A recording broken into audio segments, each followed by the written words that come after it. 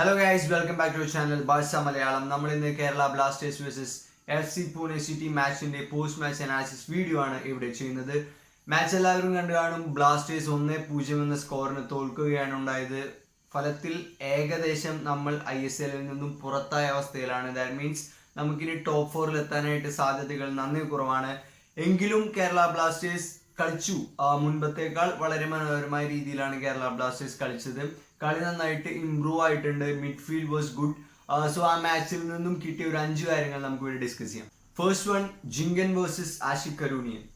നമ്മൾ മാച്ചിന് മുമ്പ് തന്നെ പറഞ്ഞു, ജിങ്കന് ഈ മാച്ചിൽ നല്ല ഇമ്പോർട്ടൻ്റ് ആയിട്ടുള്ള ഒരു സ്ഥാനം വഹിക്കാനുണ്ട്. അവരുടെ ആ വിങ്ങിൽ കളിക്കുന്നത് ആഷിഖ് കരൂണിയൻ ആണ്. നല്ല പേസി ആയിട്ടുള്ള പ്ലെയർ ആണ്. സോ ആഷിഖിനെ പിടിച്ചു നിർത്തുക എന്നുള്ളതായിരിക്കും ജിങ്കന്റെ ചുമതല എന്ന് നമ്മൾ പറഞ്ഞു. ജിങ്കൻ അതിൽ പരാജയപ്പെട്ടു എന്ന് തന്നെ നമുക്ക് പറയണം. പൂനെയുടെ ആദ്യത്തെ ഗോൾ വീണത് ആഷിഖിന്റെ പാസിൽ നിന്നാണ്. ജിങ്കൻ ആ ഒരു ചിത്രത്തിൽ പോലും ഉണ്ടായിരുന്നില്ല. ഒരു കൗണ്ടർ അറ്റാക്ക് പോലെ വന്നൊരു മൂവ് ആയിരുന്നു. സോ ജിങ്കൻ ആയിരുന്നില്ല അവിടെ ആഷിഖിനെ കവർ ചെയ്തിരുന്നത്. ആ സമയത്ത് നമ്മുടെ CDM ഇറങ്ങി വന്ന് കവർ ചെയ്യുകയാണ് ഉണ്ടായത്. സോ ജിങ്കൻ ആഷിഖിനെ കവർ ചെയ്യാനായിട്ട് പരാജയപ്പെട്ടു എന്ന് തന്നെ നമുക്ക് പറയണം. പിന്നീട് അദ്ദേഹം ഇഞ്ചേർഡ് ആയിട്ട് കയറിപ്പോയി. So Ashique was dominating Jhingan. അതായിരുന്നു മാച്ചിൽ നമ്മൾ കണ്ട കാര്യം. ജിങ്കന്റെ ഒരുപാട് as a wing back, as a full back ജിങ്കന്റെ പ്രശ്നങ്ങൾ തുറന്നു കാണിക്കാനായിട്ട് ആഷിഖിന് പറ്റി.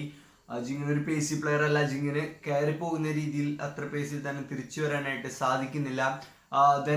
ബട്ട് ജിങ്കൻ നല്ല ക്രോസസ് കൊടുക്കുന്നുണ്ടായിരുന്നു. വിങ്ങിൽ നിന്ന് നല്ല ക്രോസസ് കൊടുക്കുന്നുണ്ടായിരുന്നു ജിങ്കൻ. അതുപോലെ കുറെ കോർണേഴ്സ് നമുക്ക് നേടിത്തരുന്നുണ്ടായിരുന്നു. സോ അതെല്ലാം ജിങ്കന്റെ ഭാഗത്തു നിന്നുള്ള ഒരു പോസിറ്റീവ് ആയിട്ടുള്ള മൂവ്സ് ആയിരുന്നു.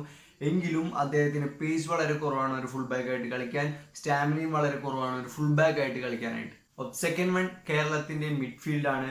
മനോഹരമായിട്ടാണ് കേരള മിഡ്ഫീൽഡ് കളിച്ചത്. മുൻപുള്ള കളികളെക്കാൾ മെച്ചപ്പെട്ട കളിയായിരുന്നു കേരള മിഡ്ഫീൽഡ്. മുമ്പുള്ള കളികളിൽ കേരളത്തിന് മിഡ്ഫീൽഡ് ഉണ്ടായിരുന്നില്ല. എല്ലാവരും ലോങ് ബോൾ ഗെയിമാണ് കളിച്ചിരുന്നത്. ബട്ട് ഇപ്പോൾ കേരളത്തിന് മിഡ്ഫീൽഡ് എന്നുള്ളൊരു പൊസിഷൻ വന്നിരിക്കുകയാണ്. മനോഹരമായി തന്നെ മിഡ്ഫീൽഡ് ഫോർവേഡ്സിലേക്ക്, അറ്റാക്കിംഗ് തേർഡിലേക്ക് ബോൾ എത്തിക്കുന്നുണ്ട്. അതിൽ പ്രധാനപ്പെട്ട ഒരു ഘടകം എന്ന് പറയുന്നത് MP സക്കീർ ആണ്. സക്കീർ നമ്മുടെ CDM ആയിട്ടാണ് കളിക്കുന്നത്. അദ്ദേഹം കുറച്ച് ഡീപ്പായിട്ടാണ് കളിക്കുന്നത്. എങ്കിലും ബ്യൂട്ടിഫുൾ ആയിട്ട് അദ്ദേഹം കളിക്കുന്നു. നല്ല രീതിയിൽ തന്നെ ബോൾ സ്പ്രെഡ് ചെയ്യുന്നുണ്ട് ഫ്രണ്ടിലേക്ക് എത്തിക്കാനായിട്ട്. അദ്ദേഹവും പെക്കൂസനും സഹലും ചേർന്ന ഒരു കോംബോ, കിട്ടിലൊരു കോംബോ ആയിരുന്നു. ഒരിക്കലും നമുക്കതൊരു ടീമിന്റെ ടാക്ടിക്സ് ആയിട്ട് എനിക്ക് തോന്നുന്നില്ല. അത് ആ പ്ലേയേഴ്സിന്റെ ക്വാളിറ്റി കൊണ്ടാണ് നല്ലൊരു ഗെയിം അവിടെ പിറക്കുന്നത്. നല്ല മുന്നേറ്റങ്ങൾ, നല്ല ബോളുകൾ അറ്റാക്കിംഗ് തേർഡിലേക്ക് എത്തുന്നത് ആ പ്ലേയേഴ്സിന്റെ ക്വാളിറ്റി കൊണ്ട് മാത്രമാണ്. ഇവരെല്ലാം പുറത്ത് ഇരുത്തിക്കൊണ്ടാണ് ഡേവിഡ് ജെയിംസ് ആദ്യത്തെ കളികളിലുള്ള ഒരു ടീമിനെ ഇറക്കിയിരുന്നത്. ഒരു ലോജിക്കും ഇല്ലാത്തതായിട്ടാണ് ആ നീക്കങ്ങളെ ഇപ്പോൾ നോക്കിക്കാണുന്നത് ഇവർ ഇത്ര മനോഹരമായിട്ട് കളിക്കുമ്പോൾ. Then Zakir was good. നമ്മുടെ ഏറ്റവും വലിയൊരു മാറ്റം എന്ന് പറയുന്നത് സെക്കൻഡ് ബോൾസ് പിടിച്ചെടുക്കുന്നതിലായിരുന്നു. കഴിഞ്ഞ കളികളിൽ, മുമ്പത്തെ കളികളിലെല്ലാം നമ്മൾ കണ്ട ഒരു കാര്യം എന്താണെന്ന് വെച്ചാൽ സെക്കൻഡ് ബോൾസ് ഫുൾ എതിർ ടീമുകളുടെ കയ്യിലേക്ക് പോകുന്നതായിരുന്നു. അതായത് നമ്മുടെ മിഡ്ഫീൽഡേഴ്സിന്റെ പൊസിഷനിങ് അത്ര നല്ല പൊസിഷനിങ് ആയിരുന്നില്ല. എന്നാൽ ഇപ്പോൾ സക്കീറും പെക്കൂസിനും വന്നതിൽ പിന്നെ വളരെയധികം സെക്കൻഡ് ബോൾസ് നമ്മൾ വിൻ ചെയ്യുന്നുണ്ട്.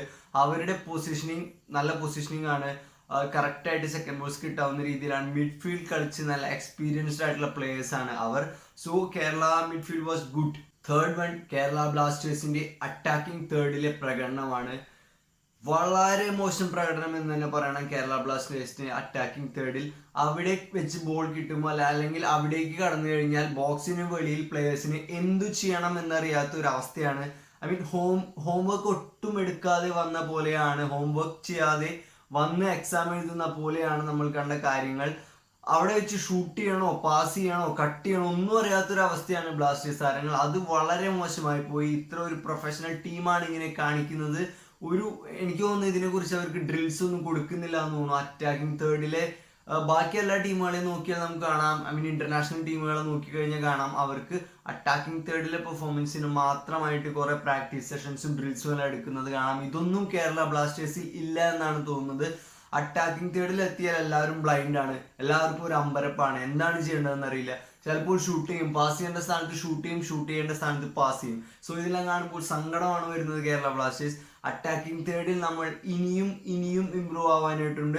സ്റ്റോയാനോവിച്ചൊക്കെ നന്നായി കളിച്ചിരുന്ന ഒരു പ്ലെയർ ആണ്. അദ്ദേഹമൊക്കെ ഇപ്പോൾ വരുന്ന അറ്റാക്കിംഗ് തേർഡിൽ കാണിക്കുന്നത് കണ്ടു കഴിഞ്ഞാൽ സങ്കടമാവും. ദുങ്കലിന്റെ കാര്യം പിന്നീട് നമുക്ക് നെക്സ്റ്റ് മാറ്റർ ആയിട്ട് പറയാം. അറ്റാക്കിംഗ് തേർഡിലെ കേരള ബ്ലാസ്റ്റേഴ്സിന്റെ പെർഫോമൻസ് ഇമ്പ്രൂവ് ചെയ്യേണ്ട ഒരു കാര്യം തന്നെയാണ്. They have to work on that. Fourth one, Seiminlen ദുങ്കലിനെ പറ്റിയാണ്. കേരള ബ്ലാസ്റ്റേഴ്സിന്റെ ഇന്നത്തെ 11-ൽ ഒരു ദുർബല കണ്ണി എന്ന് തന്നെ അദ്ദേഹത്തെ നമുക്ക് വിശേഷിപ്പിക്കണം. അദ്ദേഹം ഒന്ന് മനസ്സ് വെച്ചിരുന്നെങ്കിൽ ഈ കളിയും കഴിഞ്ഞ കളിയും കേരള ബ്ലാസ്റ്റേഴ്സിന് പുല്ല് പോലെ ജയിച്ചു കയറാമായിരുന്നു. അത്രമാത്രം ചാൻസുകളാണ് അദ്ദേഹം മിസ്സാക്കിയത്. നമ്മൾ നേരത്തെ പറഞ്ഞ അറ്റാക്കിംഗ് തേർഡിലെ ഒരു ഏറ്റവും കൂടുതൽ എഫക്ട് ചെയ്തത് അദ്ദേഹത്തെയാണ്. അദ്ദേഹത്തിന് ബോക്സിന് വെളിയിൽ ബോൾ കിട്ടിയാൽ അദ്ദേഹം വളരെയധികം ലാഗ് ചെയ്യുന്നുണ്ട്. അവിടെ ഷുവർ ഓപ്ഷൻസ് ഉണ്ട്, എന്നിട്ടും അദ്ദേഹം ഷൂട്ട് ചെയ്യാനായിട്ട് ട്രൈ ചെയ്യുന്നത് നമുക്ക് കാണാം. 2-3 പ്ലേയേഴ്സിനെ കട്ട് ചെയ്യാൻ നോക്കുന്നത് നമുക്ക് കാണാം. ദുങ്കൽ താങ്കളുടെ പരിമിതികൾ മനസ്സിലാക്കേണ്ട ഒരു സമയം കഴിഞ്ഞിരിക്കുന്നു. നമുക്ക് ഒരു പ്ലെയേഴ്സിന്റെ നെഗറ്റീവും പോസിറ്റീവ്സും ഉണ്ട്. അതെന്ന് മനസ്സിലാക്കുന്നു അന്നേ അവനൊരു നല്ല പ്ലെയർ ആകൂ. സോ ദുങ്കൽ അത് മനസ്സിലാക്കേണ്ടതാണ്. തനിക്ക് തൻ്റെ ഹൈറ്റിന്റെ ഡിസഡ്വാൻറ്റേജും തൻ്റെ ബോഡിയുടെ ഡിസഡ്വാൻറ്റേജും, ദുങ്കലിന് നല്ല കഴിവുകളുണ്ട്, അദ്ദേഹത്തിന്റെ കയ്യിൽ നല്ല ടേണുകളുണ്ട്. പക്ഷേ ആ ടേണുകളെല്ലാം ഒരു പോസിറ്റീവ് രീതിയിൽ ഉപയോഗിക്കാനായിട്ട് ശ്രദ്ധിക്കുക. ദുങ്കലൊന്ന് മനസ്സ് വെച്ചെങ്കിൽ കേരള ബ്ലാസ്റ്റേഴ്സ് ഷുവറായിട്ടും ടോപ്പ് 4-ൽ എത്തിയേനെ. ഈ ഒരു അവസ്ഥ കേരള ബ്ലാസ്റ്റേഴ്സിന് തീരെ വരില്ലായിരുന്നു. അദ്ദേഹം ക്വാളിറ്റിയുള്ള പ്ലെയർ ആണ്. കഴിഞ്ഞ സീസണുകളിലെല്ലാം മനോഹരമായിട്ടാണ് നോർത്ത് ഈസ്റ്റിലെല്ലാം കളിച്ചത്. സോ അദ്ദേഹം തിരിച്ചു വരേണ്ടിയിരിക്കുന്നു. അദ്ദേഹത്തെ ഇനി പ്ലേയിങ് ലെവലിൽ ഇറക്കണമെങ്കിൽ കോച്ചിന്റെ ഭാഗത്ത് നമുക്ക് ചില കാര്യങ്ങൾ ഷുവർ തന്നാൽ മാത്രമേ അദ്ദേഹത്തെ നമുക്ക് ഇറക്കാനായിട്ട് പറ്റൂ. സോ അദ്ദേഹത്തെ ശ്രദ്ധിക്കേണ്ടിയിരിക്കുന്നു. 5-ാമത്തെ കാര്യം, എല്ലാ ബ്ലാസ്റ്റേഴ്സ് ഫാൻസിനെയും ദുഃഖിപ്പിക്കുന്ന ഒരു കാര്യമാണ്. കേരള ബ്ലാസ്റ്റേഴ്സ് കണക്കുകളിലൂടെ ISL നിന്നും പുറത്തായതുപോലെയാണ്. ഇനി കേരള ബ്ലാസ്റ്റേഴ്സിന് ടോപ്പ് 4-ൽ എത്താനുള്ള സാധ്യതകൾ വളരെ നേരിയതാണ്. സോ ഈ സീസണിലെ നമ്മുടെ പ്രതീക്ഷകൾ ഏതാണ്ട് ISL-ൽ അവസാനിച്ച പോലെയാണ്. കേരള ബ്ലാസ്റ്റേഴ്സ് ഏകദേശം പുറത്തായി. ഈ കളി കളിച്ച് ജയിക്കുന്നതിനേക്കാൾ ഭേദം പുറത്താവുന്നത് തന്നെയാണ്. എന്നാലേ ടീമിനും മാനേജ്മെന്റിനും ഒരു മാറ്റങ്ങൾ വരും. ഇനിയും നല്ല കളികൾ കളിച്ചാൽ മാത്രമേ ടോപ്പ് 4-ൽ എത്താൻ പാടൂ. അതായിരിക്കണം ISL-ന്റെ സ്റ്റാൻഡേർഡ് കൂടണം. അതിലൂടെ മാത്രമേ ടീമുകളുടെ സ്റ്റാൻഡേർഡ് കൂടാൻ പറ്റൂ. സോ മോശം കളി കളിക്കുന്ന ടീം ഒരിക്കലും ടോപ്പ് 4-ൽ എത്തരുത്.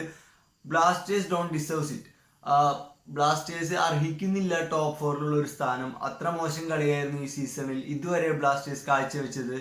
So that's it. നമ്മുടെ ചാനലിനെ പറ്റി എല്ലാ ബ്ലാസ്റ്റേഴ്സ് ഫാൻസിലേക്കും നമ്മുടെ ചാനലിൽ എത്തിക്കുക. എല്ലാവരും ചാനലിനെ സപ്പോർട്ട് ചെയ്യുക. That's all. Thank you guys.